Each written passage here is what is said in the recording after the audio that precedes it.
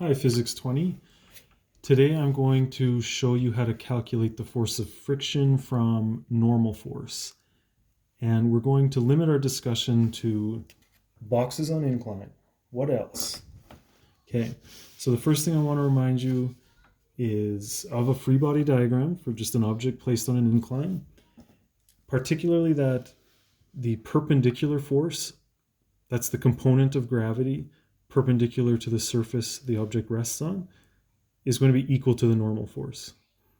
Okay, so clearly I didn't draw these arrows proportionally because these two would be equal. Normal force equals perpendicular force.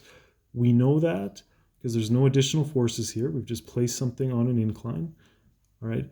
And they must add to zero because this box doesn't accelerate up. It doesn't tunnel through the surface. There's no acceleration vertically or perpendicularly, so that must add up to zero. Okay. Now, I'll remind you what the normal force is. It's how much force a surface applies on an object. We discussed how that's what a scale measures. You stand on the scale pushes back up on your feet, and it works out nicely if you're on level ground. The normal force will equal your weight, and the scale will be accurate. Okay? But the more a surface pushes on an object, the more friction there will be. And I can just mention a simple thought experiment. If I lightly rub my finger across the paper, there's very little resistance. If I push really hard with my finger and try to move it, it certainly feels a lot different. I think I lost some circulation in my fingertip there. The friction was greater as I dragged my finger across the paper. The friction was greater because I increased the normal force, the paper pushing on my finger. All right, this is a pretty wacky equation, but I'm going to reassure you that it's pretty straightforward. So to calculate friction from normal force, here's the equation. This is a Greek letter called mu. All right, so in your brain, read this as FF equals mu times Fn. All right, mu kind of looks like a handwritten H or maybe an M. Okay, however you want to write it, it's your style. Now, in this formula, it represents something called the coefficient of friction. I'll discuss what that means, and then I'll just show you how to apply this formula. All right, mu, coefficient of friction, is a number. Okay, it's a coefficient. That means there's no units. Okay, so it's just a number. Typically, it's between 0 and 1, but you can certainly have mu above 1. You cannot have mu of 0 or less. Okay, the number is specific to the object and the surface in contact. All right, so I rub my finger on the paper. There'd be some coefficient of friction between a fingertip and paper. The higher mu is, means the higher friction will be. Okay. So I just have an example now that I'll work through. And this is all I'll need you to do for today. Okay. So it's our familiar setup, box on an incline. I've given you a mass there of 2 kilograms, and I've given you a value of mu. Okay, and it's just a number. In this case, I'm saying it's 0.4. I'm asking you, does the box slide down? And if it does, calculate acceleration. All right. So first, let's discuss how to determine if the box will slide down the ramp. I'm hoping we're very familiar by now that the force pulling the box down the ramp is this parallel component of Fg, of gravitational force. The force that's trying to keep that from happening is friction. What we're going to have to do is compare these two. All right, so we just have to calculate the parallel force and the friction. The number we calculate for friction will represent the maximum amount of friction that this box can have on the surface, and we'll just see who wins.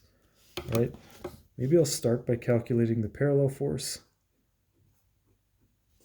We've done this a whole lot. Nothing's changed. It's just the force of gravity, mg, times sine of the angle.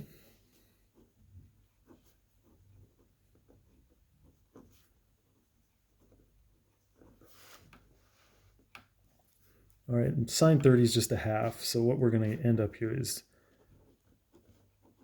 having 9.81 newtons. Okay, so this is the force trying to pull the box down the ramp. We have to calculate how much friction there can be between the box and the ramp now. We're using our new formula. So friction is equal to mu times the normal force. However, for just a box on an incline or an object on a ramp, the normal force is just equal to this perpendicular force.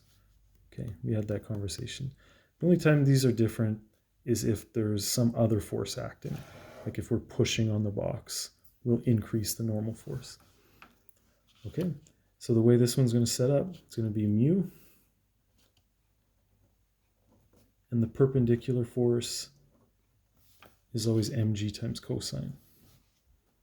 Okay, mu is 0.4. Let me just plug my numbers in here.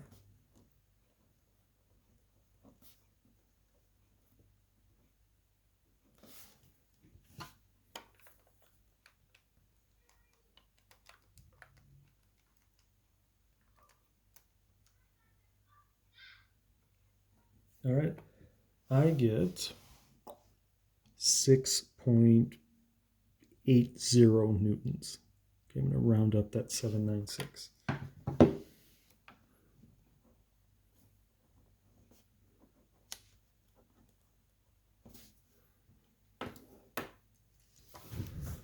All right, so this is our new formula, but we already were calculating the perpendicular force. It's always mg cos.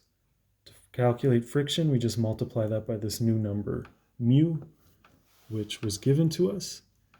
And in these types of questions, it's either given to you or that's what you're trying to find. I'm going to upload another example of us finding mu in another question. Okay, but let's discuss what we've just determined. The parallel force is greater than friction. That means the force down the ramp has overcome the force up the ramp. That tells us that the box is going to slide.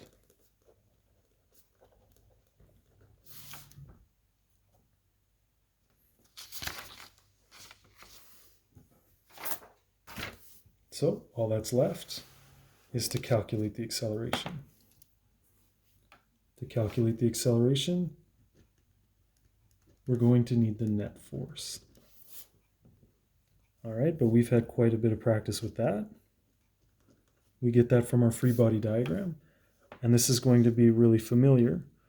We've actually done problems before like this where friction was given to you.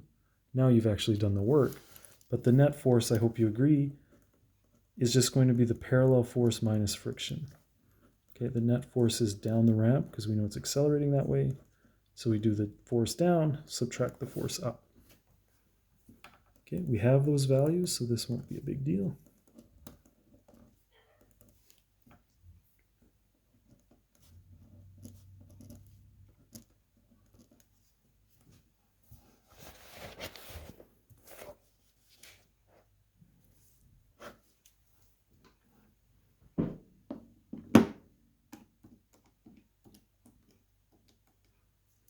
Okay, so now I'm going to go to my left column here where I've set up Newton's second law.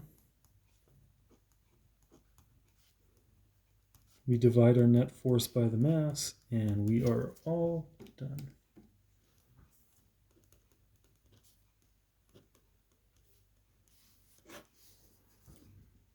All right, I hope this helps. I will upload another video of another friction example. Good luck, people.